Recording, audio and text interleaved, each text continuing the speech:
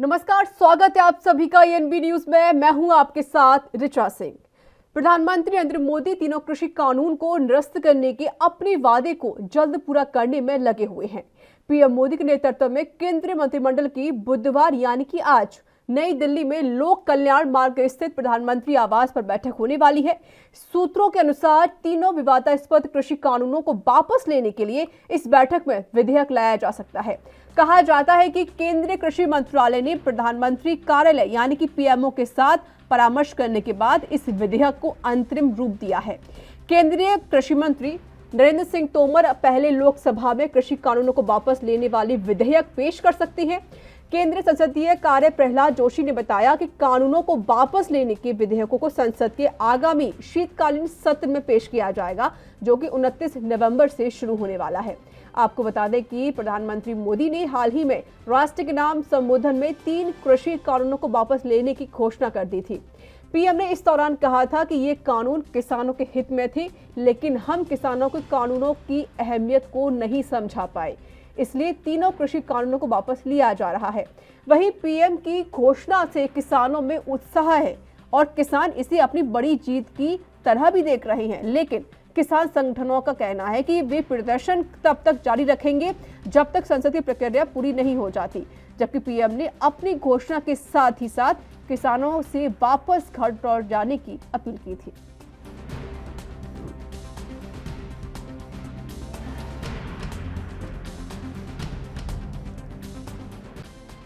तो देखिए, भले ही कृषि कानून को रद्द करने का ऐलान कर दिया हो सरकार की तरफ से, लेकिन अभी जो किसान है वो फिलहाल बॉर्डर्स पर डटे हुए हैं। और आपको बता दें कि आज पीएम की अध्यक्षता में अहम बैठक होने जा रही है। कैबिनेट की बैठक होगी जिसमें तीनों कृषि कानून पर वापसी का यहाँ पर एक प्रस्ताव पेश किया जा सकता है।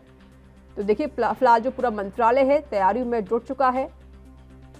केंद्रीय मंत्रिमंडल की आज अहम बैठक होने जा रही है।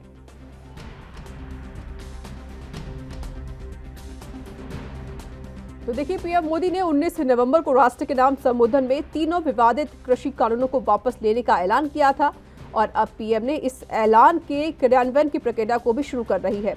आज पीएम मोदी की अध्यक्षता में केंद्रीय मंत्रिमंडल की बैठक हो रही है और बैठक में तीनों कृषि कानूनों को वापस लिए जाने के लिए एक बिल को मंजूरी दिए जाने की संभावना यहाँ पर व्यक्त की जा रही है। देखिए, बिल को कैबिनेट की मंजूरी के बाद संसद के दोनों सदनों में पारित करवाया जाएगा, जिसके बाद तीनों कृषि कानून विधिवत रूप से खत्म हो जाएंगे। मोदी कैबिनेट आज इन कानूनों की वापसी पर अपनी मंजूरी दे सकती है और वही कैबिनेट की बैठक पीएमओ में आज सुबह 11 बजे शुरू होगी। तो देखिए, अब से ठीक 1 घंटे बाद यह बैठक शुरू हो जाएगी और इस बैठक में कृषि कानून वापसी को लेकर भी प्रस्ताव सामने आ सकता है, जिसको आज यहां मंजूरी मिल सकती है। हालांकि जो किसान है वह मानने को तैयार नहीं है। उनकी तरफ से बार बार यही कहा जा रहा है कि पहले पार्लियामेंट में इस कानून को रद्द किया जाए, उसके बाद हमारा जो आंदोलन है वो खत्म होगा। तो देखिए, आज सुबह ठीक 11 बजे केंद्रीय कैबिनेट की अहम बैठक होगी।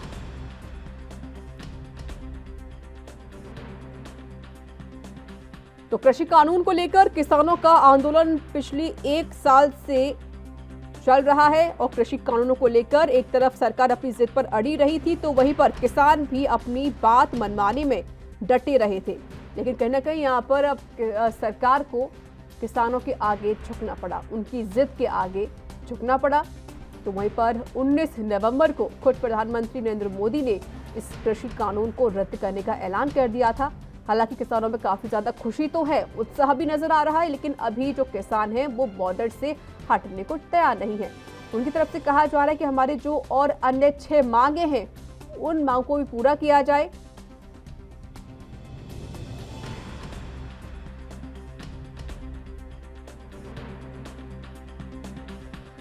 और इस पर अधिक बातचीत करने के लिए मेरे साथ 2 मेहमान जुड़ चुके हैं।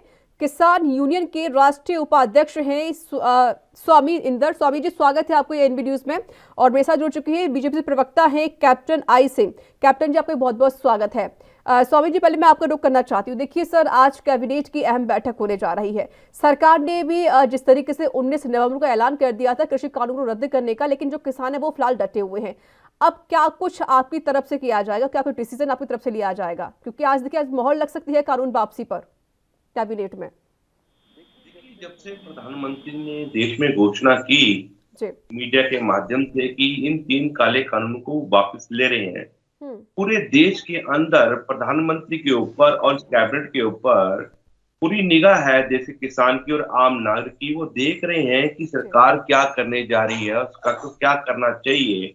पर गांव में जो चर्चा है, जो गांव का किसान बात कर रहा है, वो कह रहे हैं कि इतने बुद्धि वाले प्रधानमंत्री, इतने बुद्धिजीवी, इतनी दूर की सोच रखने वाले प्रधानमंत्री, वो किसानों की मांगों को कैसे भूल गए?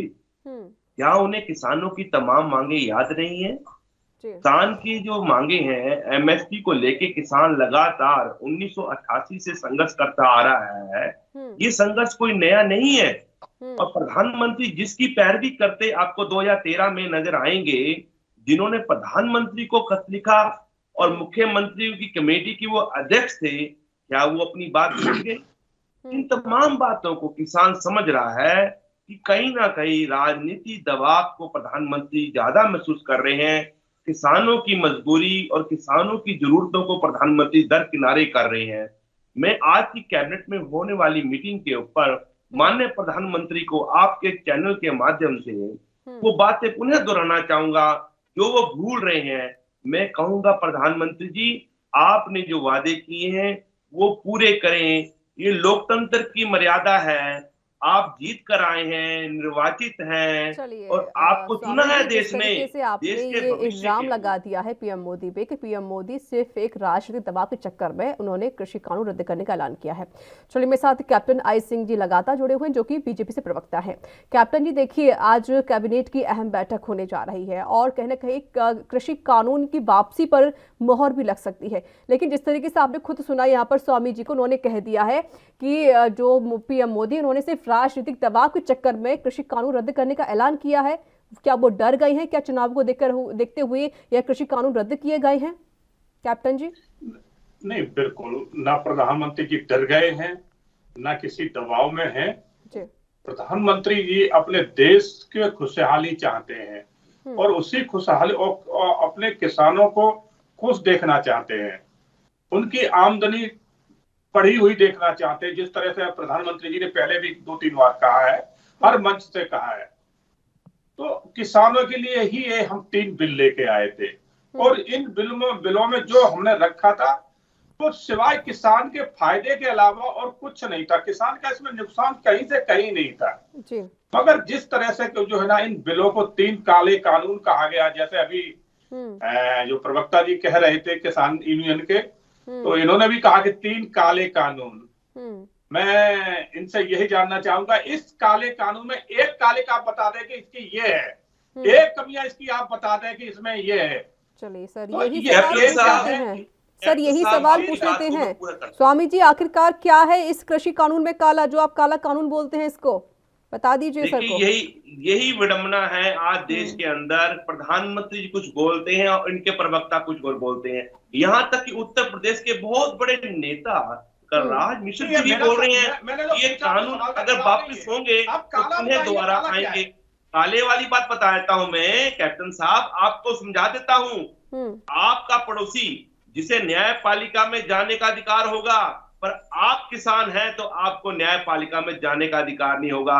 मुझे बताइए, संविधान में कहां लिखा है कि किसान दूसरे दर्जे का नागरिक है? क्या आप हमें यहाँ पे किसान होने की वजह से इतनी बड़ी सजा देना चाहते हैं? सर, ये हमारे सवाल का जवाब नहीं हुआ। काला क्या है, पहले सवाल का जवाब तो दे दीजिए स्वामी जी। जिस तरीके से कैप्टन जी ने जो सवाल पूछा है, आखिरकार जो कृषि कानून को बार बार काला कानून करार दिया जा रहा है, काला क्या है, उनको इसका जवाब दे दीजिए आप। वही तो बताया आपको। इस कानून के तहत किसान को न्यायपालिका में जाने का अधिकार नहीं होगा अगर वो किसी कंपनी के साथ अनुबंध करता है। तो ये देखिए कितना बड़ा किसान के ऊपर अत्याचार हो रहा है। जी कैप्टन जी, आती हूँ, आप ही का रुख करूंगी। जी सर, कुछ कह रहे हैं आप? हाँ, अभी जैसे इन्होंने कहा कि किसान को जाने का अधिकार नहीं है, शायद इन्हें ये जानकारी नहीं है कि जो कोर्ट में जाता है उसका कोई भी केस हो वो लंबित वर्षों तक रहता है। तो प्रधानमंत्री की मंशा ये नहीं थी कि हमारा किसान भाई कोर्टों में जाके चक्कर लगाए परेशान हो। इसलिए एडीएम के तहत ये मंडी की व्यवस्था दी कि अगर किसान आता है तो एडीएम का कर्तव्य बन जाता है कि 24 घंटे के अंदर उसका निदान करना। कैप्टन साहब झूठ क्यों बोल रहे हो? यानी कि आप ये कहना चाहते हैं 7 साल से राज्य के अंदर राज्य के अंदर आपने कानून व्यवस्था को ध्वस्त कर दिया है। डिस्ट्रिक्ट मजिस्ट्रेट प्रधानमंत्री निकम्मे साबित हुए हैं, वो कानून व्यवस्था को कायम रख सके, और आपने न्यायपालिका पे प्रश्न चिन्ह लगा दिया है। अगर सर आप दोनों ही लड़ेंगे तो सर बात कैसे पूरी हो पाएगी? न्याय नहीं मिल सकता। सर मैं आप दोनों से रिक्वेस्ट कर रही हूँ, लड़ाई मत कीजिए, आराम से इत्मीनान से बात कीजिए, अपनी बातें रखिए सामने। अगर दोनों ही एक साथ बोलेंगे तो कुछ समझ में नहीं आएगा किसी के भी। या तो लड़ाई कर लीजिए या फिर बात सामने रख लीजिए, एक ही काम कर लीजिए। फिर आप मैं कभी बीच में नहीं बोलता हूं, इन्हें भी बताइए। स्वामी जी गलत कर रहे हैं आप, स्वामी जी बहुत गलत कर रहे हैं आप। अगर वो आपके बीच में नहीं बोलते तो आपको कोई अधिकार नहीं है बोलने का, उन्हें बोलने दीजिए, फिर आप बोल लेना। मैं दोनों के पास ही आती हूँ ना। जी बोलिए कैप्टन जी, बात पूरी कीजिए। जी मैं वही कहना चाहता हूं कि ये जो व्यवस्था एडीएम के अंदर रखी थी, एडीएम डिस्ट्रिक्ट मजिस्ट्रेट होता है, उसको पूरे डिस्ट्रिक्ट के न्याय की प्रक्रिया उसके अंडर आती है। तो ये इसीलिए रखा गया था कि दासो किसान को कोई अगर व्यापारी की तरफ से प्रॉब्लम होती है, उसका पैसा कहीं रुकता है या उसके एग्रीमेंट में कहीं कोई व्यापारी उसमें हस्तक्षेप करता है कि ये ऐसा नहीं था ऐसा है, तो एडीएम तुरंत उसको 24 घंटा में निदान करके दे। इसलिए ये दिया गया था, ना कि कोर्ट में जाएगा किसान तो कोर्ट के तो केस लंबित सालों साल चले जाते हैं, किसान को बेचारे को न्याय मिलेगा ही नहीं। कैप्टन जी देखिए, सरकार ने भी यही सब कहा था कि हमने लोगों से ये जो कृषि कानून आए हैं बहुत अच्छे कानून है किसानों के लिए, जो छोटे किसान हैं उनके लिए बहुत फायदेमंद होगा। लेकिन सर आपकी तरफ से बाबा यही बात कही जाती है कृषि कानून बहुत अच्छे थे और इसको लाभ मिल सकता था किसानों को, लेकिन किसानों ने इसकी अहमियत नहीं समझी है। अगर सर कानून इतने अच्छे ही थे तो क्यों नहीं समझा पाए आप किसानों को? कमी कहाँ पर रह गई आपकी? देखिए केंद्र में तो आपकी सरकार बनी हुई है, पावर है आपके पास, फिर भी कमी कहाँ रह गई? हाँ बिल्कुल, बहुत अच्छी आपने सवाल बहुत अच्छा लिया है कि हमने समझाया है, समझाने में कोई कमी नहीं छोड़ी है और इस बात को किसान भी समझ रहे हैं। मैं एक थोड़ा सा एक आपके पास एक कहावत है उसको कहना चाहूंगा कि आप सोते हुए को तो जगा सकते हो, मगर जो जाग के सोने का नाटक कर रहा है उसे कभी नहीं जगा पाओगे। तो ये जो विरोध कर रहे हैं, आप सोचिए इनके तार कहां से जुड़े हैं। कल इनकी जो मीटिंग हुई उसमें क्या हुआ है कि हम विदेशों में भी प्रदर्शन करेंगे, वहां भी करें, मतलब देश की बात कहां लेके जा रहे हैं, विदेशों में। तो मंशा इनकी किसान के प्रति नहीं है, मंशा इनकी सरकार का विरोध करना, मोदी का विरोध करना। ठीक है सर, मंशा किसानों के प्रति नहीं है, मंशा है मोदी जी का विरोध करना। स्वामी जी गंभीर आरोप लगा है आपके ऊपर, उन्होंने खुद यही बात बोल दी है कि सोते हुए तो इंसान को जगा सकते हैं, लेकिन जो सोने का नाटक करे उसे जगाना मुश्किल है। और साथ में उन्होंने ये भी बोल दिया है कि कहीं ना कहीं आपकी जो मंशा है वो किसानों के प्रति नहीं है, बल्कि आप तो चाहते हैं कि बीजेपी को हराया जाए, मोदी जी की सरकार को गिराया जाए।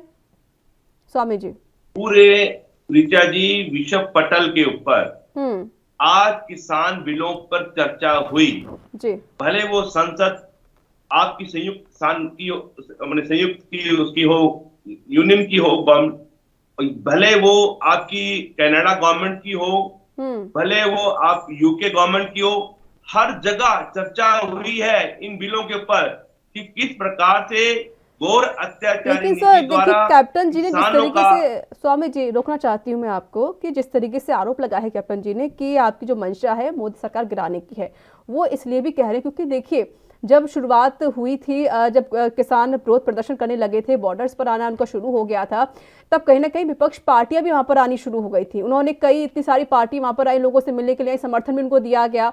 तो शायद इसी की वजह से यह इल्जाम लगाए जा रहे हैं आप लोगों के ऊपर। ऋचा सिंह जी आप मुझे बताए, बीजेपी पार्टी का राष्ट्रीय अध्यक्ष महेंद्र सिंह टिकैत के मंच पे क्या करते थे? तब इन्हें नजर, जब ये विपक्ष में थे तो इन्हें किसान अच्छे लगते थे और यही मुद्दे किसान के थे तब भी, और अब हमने तो इस दफा किसी को मंच साझा होने नहीं दिया। सर कैसी बात कर राजनाथ रहे हैं सिंह जी सर, तो आप हमारे कैसी, मंच पे स्वामी बोला जी करते कैसी थे। बात कर रहे हैं, स्वामी जी कैसी बात कर रहे हैं, वो भी टीवी पर ऐसी बातें करते हैं आप। किसने कहा कि देखिए ना, आपको किसी ने बताइए, मंच साझा नहीं हमने किया? किसी को कांग्रेस हो, अपना आम मंच साझा आदमी नहीं होने पार्टी हो, दिया। स्वामी जी बात सुन लीजिए, मेरी पूरी बात सुन लीजिए। कोई भी पार्टी हो, सारी पार्टी वहां पर पहुंची हुई थी, और किस बात के लिए आप ऐसी बातें बोल सकते हैं सर? इतना बड़ा झूठ क्यों बोल रहे हैं? आप आए, स्वागत है, पर मंच किसी को साझा नहीं करने दिया संयुक्त किसान मोर्चा सर ने। क्या बात कर रहे हैं आप? मैं एक आपको विजुअल दिखा दीजिए हर आप। एक प्रूफ दिखा दूंगी सर, आप ऐसी एक बातें मत विजुअल कीजिए, दिखाइए, अच्छी नहीं लगती है मैं सर। अभी देखना चाहता हूँ, दिखाइए। चलिए बिल्कुल दिखाऊंगी सर। जिस तरीके से जो प्रदर्शन हुए थे उसमें करेंगे, कांग्रेस भी शामिल हुई थी, और खुद वहां पर कांग्रेस के कांग्रेस नेता राहुल गांधी भी शामिल हुए थे। अरे सर, मंच पे भाई सारे भाषण भी दिए गए थे, प्रदर्शन भी किया गया था विपक्ष की तरफ से। आप कैसी इस बात प्रकार कर रहे हैं? राजनाथ सिंह जी हमारे मंच पे आया करते थे, ऐसे विपक्ष को आने नहीं दिया गया। ये देखिए आप, इस बार हमने कितनी गरिमा का पालन किया है। लेकिन इल्जाम तो सर बहुत लगे थे आपके ऊपर। देश के अंदर। अरे स्वामी जी, इल्जाम तो बहुत लगे थे आपके ऊपर। कहा गया है कि वो जो विपक्ष वहां पर आ रहा है वो बरकरार रहा है किसानों को। इल्जाम तो यही लगाते थे हमारे को कि हम देशद्रोही हैं, आतंकवादी हैं, माओइस्ट हैं, तो क्या सिद्ध हो सका? बताइए ना। अब किसको कह रहे हैं किसानों की बात मान ली है माननीय प्रधानमंत्री जी? कल तो हमें किसान मानने को राजी नहीं थे।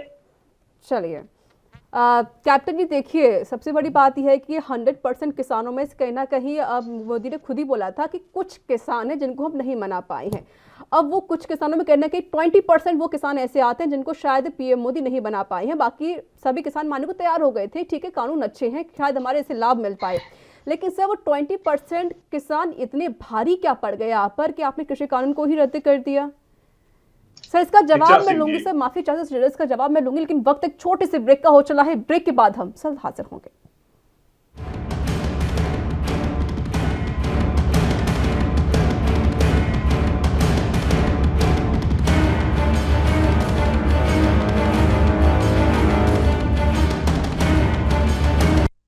ब्रेक के बाद एक बार फिर से आप सभी का स्वागत है। देखिए, कृषि कानून के रद्द होने का ऐलान भले ही हो चुका हो, लेकिन अभी कहीं ना कहीं जो किसान है वो मानने को तैयार नहीं है। चाहे किसान खुश हो, लेकिन अभी उनके अंदर एक जो शंका है वो यहाँ पर लगातार बनी हुई है। और चलिए, मेरे साथ दो मेहमान लगातार जुड़े हुए हैं। कैप्टन जी, आपके मैं सवाल का जवाब नहीं ले पाई थी क्योंकि मुझे ब्रेक लेना पड़ गया था। सर देखिए, 20% किसानों को सरकार नहीं समझा पाई है। सर इतनी पावर है आपके पास, केंद्र में बीजेपी की सरकार बनी हुई है, क्या सर वो 20% किसान इतने भारी पड़ गए हैं आपके ऊपर कि आपने कृषि कानून को ही रद्द कर दिया? या फिर जिस तरीके से आपने कहा कि वो कृषि कानून बहुत अच्छे हैं किसानों के लिए, तो 80% किसानों के लिए इतना नुकसान क्यों किया गया? कैप्टन जी। ऋचा जी, अभी जैसे कह रहे थे किसान नेता कि हमारे मंच पे कोई नहीं आया, ऐसा कौन देश विरोधी था जो इस मंच पे ना गया हो? कन्हैया कुमार जो देश को तोड़ने की बात करता था वो इनका मंच साझा कर चुका है। दर्शन पाल जो इनके नेता बने घूम रहे किसान के, उन्होंने तो यहाँ तक कह दिया था कि महाराष्ट्र और बंगाल को भारत से अलग हो जाना चाहिए। कौन ऐसा विरोधी है जिसने जो है ना इनका मंच साझा ना किया हो और आज भी इनके साथ है? दर्शन पाल तो इनके आज भी नेता हैं जो देश को तोड़ने की बात कर रहे थे। और ऐसी कौन सी जो है ना राजनीतिक पार्टियां नहीं थी जो इनके मंच पर ना गई हो? और ये इनके आंदोलन में कौन, भिंडरावाला के क्या ट्रैक्टर नहीं आए? क्या उसके नारे नहीं लगे जिंदाबाद के? बिल्कुल सर, कैप्टन जी, ये तो पूरा देश जानता ही है सर, पूरा देश जानता है कि मंच किसने साझा किया था, किसने नहीं किया था, क्या कुछ स्थिति बनी थी, ये हर कोई जानता। हमने खुद इसको दिखाया भी था, इस पूरे हमने कवर भी किया था इसको। लेकिन मेरा जो सवाल है उसके सवाल का जवाब तो दे दीजिए सर, जो मैंने सवाल पूछा है। मैं आपको वही जवाब देने जा रहा हूँ कि हम प्रधानमंत्री की मंशा बहुत साफ थी। वो नहीं चाहते थे कि देश में खून खराबा हो, देश में अराजकता फैले। जिस तरह से ये लोग फैलाना शुरू कर दिया था, इनके मंच पे, इनके ही मंच पे बलात्कार हुआ बंगाल की लड़की का, इन्हीं के मंच पे एक मजदूर को जिंदा जलाया गया, इन्हीं के मंच पे एक शख्स को जिंदा काट के उसका हाथ काटा गया, उसको जान से मारा गया।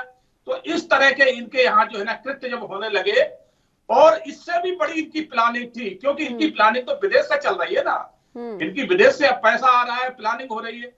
तो इन सब चीजों को माननीय प्रधानमंत्री ने देखते हुए वो नहीं चाहते कि हमारे देश में खून खराबा फैले तो ये सब देश में शांति बनी रहे, और इनकी जो मांग है कि 3 सर कैप्टन जी, विपक्ष पार्टियां या फिर जो कुछ चुनिंदा लोग हैं या बाहर के लोग जहां से फंडिंग हो रही, क्या वो आप पर इतने भारी पड़ चुके हैं? सर आपकी पावर कम है क्या, शक्ति कम है क्या? कितने दिन की सरकार बनी हुई है, क्यों कोई पैतरा नहीं अपनाया गया सर आपकी तरफ से?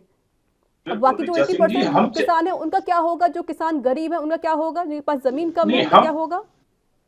ऋचा जी, हम बिल्कुल चाहते तो पावर यूज कर सकते थे, जिस तरह से पूर्व में कांग्रेस करती थी किसानों के प्रति, कि 2 दिन के बाद तीसरे दिन तो इनके ऊपर लाठीचार्ज करा देती थी। मुझे आज भी वो दिन याद है कि इनके महंत टिकट ने जब किया था 25 किसानों के सर फूटे थे, कम से कम 15 किसानों की आंखें फूटी थी और पैर तो कितने के टूटे थे। चलिए, ये तो आपने बोल दिया सर। कैप्टन जी देखिए, आप भी भूल रहे हैं सर कि जिस तरीके से पूरे 1 साल से ज्यादा का समय व्यतीत हो चुका है जहां पर किसान डटे हुए बॉर्डर्स पर लगातार कृषि कानून का विरोध किया जा रहा है और इसमें लगभग 700 किसानों की मौत भी हो चुकी है। ये बात भी आपको ध्यान रखनी पड़ेगी। चलिए स्वामी जी, आपका रुख करती हूँ। कई गंभीर आरोप लगे हैं आपके ऊपर, बाहर से फंडिंग हुआ करती थी, कई लोगों ने आपका मंच भी साझा किया था जिस तरीके से आप मना कर रहे थे, लेकिन आरोप तो आपको बहुत ज्यादा गंभीर लगे हुए। मेरा एक और सवाल सर, देखिए जिस तरीके से जब शुरुआत हुई थी कृषि कानून को लेकर तो सभी किसान बॉर्डर्स पर आने शुरू हो गए थे। उस वक्त सिर्फ आपकी एक यही मांग थी कि कृषि कानून को रद्द किया जाए, इसके अलावा आपकी कोई भी मांग नहीं थी। इसके बाद जैसे समय निकलता गया वैसे वैसे आपकी और ज्यादा मांगे बढ़ने लगी, विपक्ष पार्टी का समर्थन भी आपको मिलने लगा, कुछ ऐसी बातें और सामने निकल के कि हमको एमएसपी पर गारंटी चाहिए या ऐसी और कुछ मांगे थी जो सामने आने लगी। अब आपकी पूरी 6 मांगे हो चुकी हैं। आपको क्या लग रहा है कि अगर सरकार झुक चुकी है आपके आगे, कृषि कानून को रद्द करने की बात कही गई है, तो कब सारी बातें ही मनवाना चाहते हैं इस धरने के कहीं ना कहीं जिस तरीके से जो सिचुएशन बनी हुई है?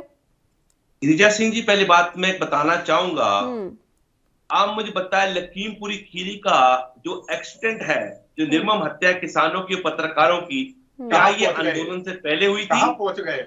देश का गृह राज्य मंत्री, मैंने जो सवाल पूछा देश का गृह राज्य, ये 6 मांगों में से एक मांग है कि देश के गृह राज्य मंत्री को इस्तीफा देना चाहिए, किसानों को न्याय मिलना चाहिए। मैं तो सर ये कह रही हूँ, सर सुनिए मेरी बात, सर रिक्वेस्ट है आपसे। सर स्वामी जी, मैं लड़ना भी नहीं चाहती हूँ, पता है, मैं सिर्फ मुद्दे पर बात कर रही हूँ और ना मेरे लड़ने का बिल्कुल मन है। मैं सिर्फ इतना कह रही हूँ कि आप जब आए थे शुरुआत में आपकी सिर्फ एक मांग थी, ये इतनी मांगे क्यों और बढ़ गई हैं आगे? आपने कहा था कि आप कृषि कानून को रद्द कर दीजिए, हम घर चले जाएंगे वापस। अब क्या हो रहा है ये आप भी जानते हैं। सिंह जी, मैं समझता हूँ शायद आपके न्यूज वालों ने इसको कवर नहीं किया होगा प्रॉपरली। किसान तमाम मुद्दों को लेकर दिल्ली इसको कवर करें खबर को, हम आप कैसी बात कर रहे हैं? एमएसपी के लिए तो प्रधानमंत्री खुद बोल रहे हैं 2013 के अंदर। बताइए, अगर वो प्रधानमंत्री की मांग नहीं है तो हमारी मांग नहीं है, प्रधानमंत्री खुद बोल रहे हैं। सिंपल एक सवाल, आप उसका तो जवाब दे नहीं पा रहे हैं, आप सिर्फ बातें बनाए जा रहे हैं मेरे से। मैंने सिर्फ ये कहा कि जब आप शुरुआत में आए थे तो एक मांग थी, ये मांगे क्यों बड़ी है, मुझे इतना समझा दीजिए। ठीक है, आपकी सर मैं मानती हूँ आपकी मांगे बड़ी, आपने कहा कि किसानों की जो किसानों की मौत हुई है उनको मुआवजा दिया जाए, ठीक है, ओके। और लखीमपुर वाला जो कांड था उसका भी आपने जिक्र कर दिया, एमएसपी की आपने जिक्र कर दी, लेकिन आपने क्या कहा था उस पर ध्यान दीजिए। आपने बोला था, जो किसान थे उन्होंने कहा था कि आप कृषि कानून को रद्द कर दीजिए, हम वापस चले जाएंगे, उसके बाद अपनी मांग उठाते रहेंगे। आप तो घर वापस जाने की सोच भी नहीं रहे हैं अभी तो फिलहाल। और दूसरी बात ये है, एक बार दूसरी बात ये भी है कि खुद यहाँ पर आज कैबिनेट की बैठक होने जा रही है सर, इस पे मोहर लग सकती है, इस कृषि कानून को रद्द करने के वापस लिया जा सकता है। फिर भी किसान क्यों नहीं मान रहे हैं, क्यों घर वापस नहीं जा रहे हैं, क्यों 26 तारीख का इंतजार किया जा रहा है? जी ऋचा जी, 75 साल की आजादी के बाद किसान दिल्ली को चलकर आया है। आप ये देखिए, पैरों में चप्पल नहीं, तन पे कपड़े नहीं, क्या स्थिति है हमारी, क्या चलना पड़ा सरकार ने कीले गाड़ दी, उन लोग किलो से निकलना पड़ा। कैप्टन कुछ कहना चाह रहे हैं जी, क्या बोल रहे हैं आप? ऋचा जी ये कह रहे हैं कि पैर में चप्पल नहीं है, वहां तो पिज्जा खाया जा रहा है, काजू बादाम खाए जा रहे हैं, रहने के लिए एसी लगे हैं। आपका पेट का भूखा है क्या? आपका पेट का खाली पड़ा है क्या? कोई दिक्कत हो रही है क्या आपको? अगर किसान कुछ अच्छा खा रहा है, किसान के रोटी के लिए बनाया है क्या? एक मिनट स्वामी जी रुक जाइए, मुझे बात आपकी अच्छी नहीं लगी। किसान सिर्फ या 2 दाल चावल खाने के लिए नहीं बैठा है, वो क्यों नहीं खा सकता? अगर आप लोग खा सकते तो वो क्यों नहीं खा सकता है किसान? रिचा क्या जी, उसे कोई मैं भी अधिकार नहीं किसान कुछ का चीजें खाने का? नहीं रिचा जी, मैं भी किसान का बेटा हूँ। बिल्कुल किसान खा सकता है, इससे भी अच्छा खा सकता है, मगर वहाँ जो खा रहे वो कहाँ से आ रहा है ये जानकारी होना चाहिए ना। किसान अपना ही खा रहा है, कैप्टन जी कहीं से भी आ कहाँ से रहा आ रहा हो, है ठीक है, पेट तो भर ही रहा है ना किसानों का, कहीं से भी आ रहा हो। आप ये बात नहीं, बहुत अच्छे से जानते हैं कैप्टन जी, मैं किसी की पार्टी में भी नहीं बोलना चाह रही, मैं सिर्फ इतना कहना चाह रही हूँ। देखिए मुद्दे की जो बात है वो बात रखिए यहाँ पर। सबसे बड़ी बात ये, किसान की अगर आप बात करते हैं तो किसान हमारे लिए अन्नदाता है, हमारे लिए भगवान माने जाते हैं। किसान अगर काम करेगा खेतों में तभी हमारा पेट भरेगा, पूरा देश इस किसान की वजह से चलता है। अगर वही किसान सड़क पर आज रोता बिलखता हुआ नजर आए तो सर कैसे चलेगा देश हमारा, कैसे विकास होगा हमारे देश का? रिचा जी जी, आप बहुत अच्छी समझदार पत्रकार हैं और आप इस बात को जानती हैं ना। अब ना कह पाना वो बात अलग है कि इसमें बैठे हैं वो कितने % किसान हैं। सारे जो है ना देश विरोधी ताकतों के साथ जुड़े हुए लोग हैं, फिर भी सरकार ने इनकी बात मानी, इन कानून को वापस लिया है। इनमें किसी का किसान का मुद्दा तो है ही नहीं। इनमें जो मुख्य मुद्दा है कि कितने % किसान है जहां बैठे हुए हैं आंदोलन में, तो क्या सर आप डर चुके हैं या कोई राजनीतिक दबाव आपके ऊपर है? चुनाव आने वाले हैं विधानसभा के 5 राज्यों में, ऐसी कोई बात है क्या सर जो आप डर गए, आपने कृषि कानून को रद्द करने की बात कह दी? ना रिचा जी, हम डर चुके हैं और ना चुनाव से कोई हमें फर्क पड़ रहा है। देश की जनता देख रही है, चुनाव में हम फिर जो है ना पूर्ण बहुमत से बड़े तो ठीक है, लेकिन आपका जो पॉइंट है सर, मैं तो उस पर बात कर रही हूँ। आपने बोला कि वहां पर जो किसान है अधिकतर किसान नहीं है, ये बात आपका कहना है। अगर वहां पर अधिकतर किसान नहीं है तो क्यों उन लोग बाहर की लोगों की बातें मानी गई हैं? मुझे इतना समझा दीजिए, क्यों झुका गया है उन लोगों के आगे? किसान तैयार थे कृषि कानून को लेकर।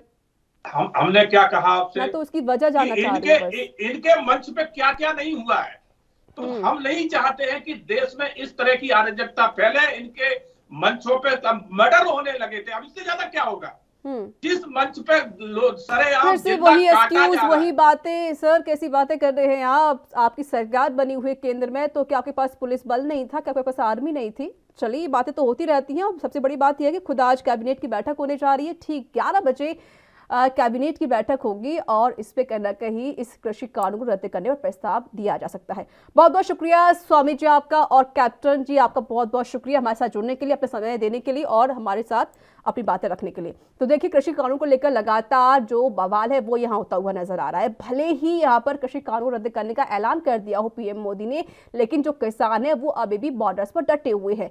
उनकी तरफ से कहा जा रहा है जब तक पार्लियामेंट में यह बिल सामने नहीं आएगा, वहां पर रद्द नहीं किया जाएगा, तब तक यह आंदोलन लगातार जारी रहेगा। इसके अलावा किसानों की और भी कुछ ऐसी मांगे हैं जिसको लेकर जो किसान है अभी बॉर्डर्स पर डटे हुए हैं। लेकिन देखने वाली बात होगी आखिरकार इस कैबिनेट बैठक में क्या कुछ डिसीजन लिए जा सकते हैं। तो इसी के साथ इस रिपोर्ट में इतना ही। देश दुनिया की तमाम खबरों के लिए देखते रहिए एएनबी न्यूज। नमस्कार।